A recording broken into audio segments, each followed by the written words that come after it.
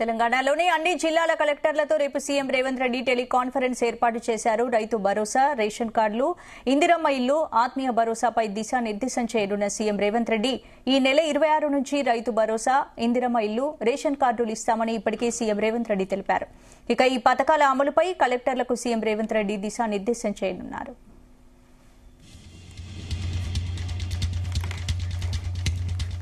ఇదే అంశానికి సంబంధించి పూర్తి అప్డేట్స్ మా ప్రతినిధి శ్రీచరణ్ అందిస్తారు. శ్రీచరణ్.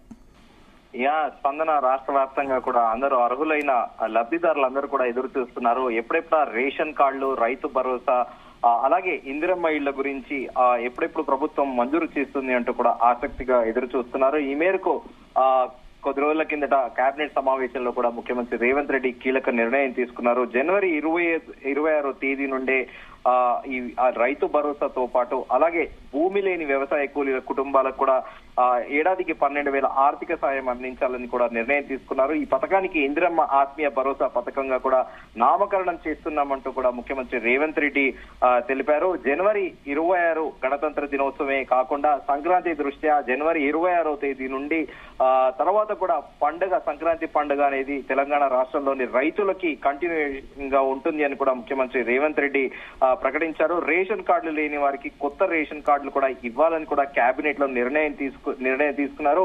ఈ మేరకు రేపు సచివాలయంలో మధ్యాహ్నం 3 గంటలకు అన్ని జిల్లాల కలెక్టర్లతో ముఖ్యమంత్రి రేవంత్ రెడ్డి ప్రత్యేకంగా కూడా కాన్ఫరెన్స్ నిర్వహిస్తున్నారు. దీంట్లో రైతు భరోసా, అలాగే రేషన్ కార్డులు, అలాగే ఇందిరమ్మ ఆత్మీయ భరోసాతో పాటు ఈ రైతు భరోసా, ఇందిరమ్మ ఇళ్ల పైన కూడా ప్రత్యేకంగా కూడా సమావేశం నిర్వహించనున్నారు. అయితే ఇప్పటికే ఈ ఇందిరమ్మ ఆత్మీయ భరోసా కింద భూమి లేని కూలీలకు 12,000 ఇస్తామని కూడా ముఖ్యమంత్రి రేవంత్ రెడ్డి స్పష్టం చేశారు.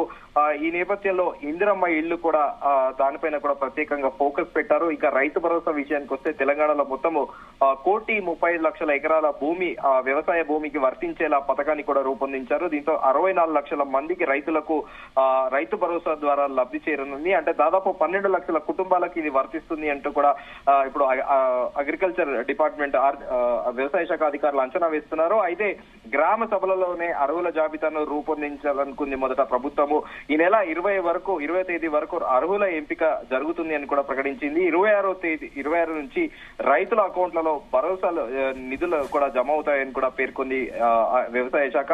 ఎకరానికి 6,000 రూపాయల చొప్పున ఏడాదికి 12,000 భరోసా నగదు కూడా రైతులకు లభించనున్నాయి. ఇందుకోసం ప్రభుత్వం 9,000 కోట్లు విడుదల చేసేందుకు కూడా సిద్ధమైంది. ఇక ఇందిరమ్మ ఆత్మీయ భరోసాని కూడా ఇచ్చేందుకు ప్రభుత్వం సిద్ధమైంది. ఇది ముందుగా అనుకున్నట్టు భూమి లేని ఉపాధి హామీ కూలీలకు ఏడాది 12,000 ఆత్మీయ భరోసాని కూడా లభించనుంది. ఇందిరమ్మ ఆత్మీయ భరోసాకు 700 కోట్ల రూపాయలు కూడా ప్రభుత్వము విడుదల చేయనుంది. అయితే రైతు భరోసా దేనికి వర్తిస్తుంది, దేనికి వర్తించదనే దానిపైన కూడా పూర్తి స్థాయిలో కూడా క్లారిటీ ఇప్పుడిప్పుడే వస్తుంది. రైతు భరోసా దేనికి వర్తించదంటే మైనింగ్, కొండలు, గుట్టలు ఉన్న భూమి, రియల్ ఎస్టేట్ వెంచర్లు, రహదారులు, నివాస పారిశ్రామిక వాణిజ్య భూములు, అలాగే నాలా కన్వర్టెడ్ భూములు, ప్రభుత్వం సేకరించిన భూములకు వర్తించదని కూడా తేల్చి చెప్పింది ప్రభుత్వము. రైతు భరోసా ఎవరెవరికి వరిస్తుంది అనే దానికి వ్యవసాయ భూమి, అందులోనూ సాగులో ఉన్న భూమి, సాగు చేసే భూములే కాకుండా సాగుకు యోగ్యమైన భూములకు రైతు భరోసా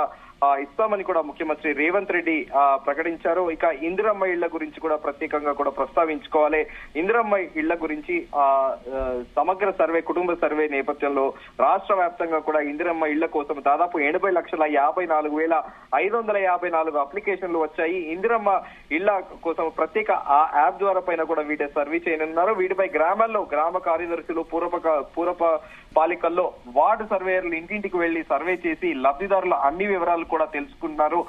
ఇప్పటి వరకు దాదాపు 68,57,216 దరఖాస్తుదారులకు ఇళ్లకు వెళ్లి సర్వేయర్లు యాప్ ద్వారా వివరాలు స్వీకరించారు. అయితే సర్వేలో ఏమైనా పూర్తి స్థాయిలో కూడా పొరపాటున ఏమైనా అక్రమాలు జరిగాయి అనే దానిపైన కూడా రేపు అన్ని జిల్లాల కలెక్టర్లతో సీఎం రేవంత్ టెలికాన్ఫరెన్స్ నిర్వహించబోతున్నారు కాబట్టి ఇంకా ఏ అంశాలపై చర్చించబోతున్నారు? ఇప్పటికే రైతు భరోసా, రేషన్ కార్డులు, ఇందిరమ్మ ఇళ్లకు సంబంధించి చాలా రోజులుగా పెండింగ్ లో ఉన్నాయి. మరి రేపటి మీటింగ్ లో ఏమైనా క్లారిటీ వచ్చే అవకాశం ఉందా? ఖచ్చితంగా ఇప్పటికే ముఖ్యమంత్రి రేవంత్ రెడ్డి రైతు భరోసాతో పాటు ఇందిరమ్మ ఆత్మీయ భరోసాని ఈ రెండు కూడా ప్రత్యేకంగా ప్రస్తావించారు. దీంట్లో రేషన్ కార్డులు కూడా దాదాపు 6 నుంచి 7 నెలలుగా విస్తృత స్థాయిలో కూడా చర్చ జరుగుతోంది.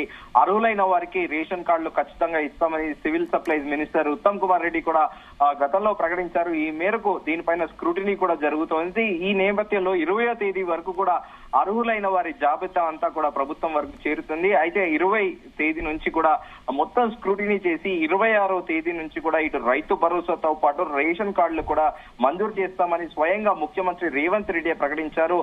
ఇంకా ఇందిరమ్మ ఇళ్ల పైన కూడా ప్రత్యేకంగా కూడా రేపు కాన్ఫరెన్స్ లో ప్రస్తావించనున్నారు. ఎందుకంటే ఇప్పటికే బీఆర్ఎస్ హయాంలో డబుల్ బెడ్రూమ్లు ఏవైతే కట్టారో వాటిని కూడా అవి ఆ కన్స్ట్రక్షన్ పూర్తయిన వాటి తీసుకొని కొత్తగా కూడా మిగతా ఏవి ఉంటాయి, లేకపోతే ప్రత్యేకంగా కూడా డబ్బులు కూడా ఇచ్చే ప్రక్రియను కూడా ప్రభుత్వం చేపట్టనుంది. ఈ మేరకు రేపు పూర్తి స్థాయిలో కూడా ఇటు రేషన్ కార్డుల పైన అలాగే ఇందిరమ్మ ఇళ్ల పైన కూడా ఒక క్లారిటీ వచ్చే అవకాశం ఉంది. Right, thanks Sri Chandra.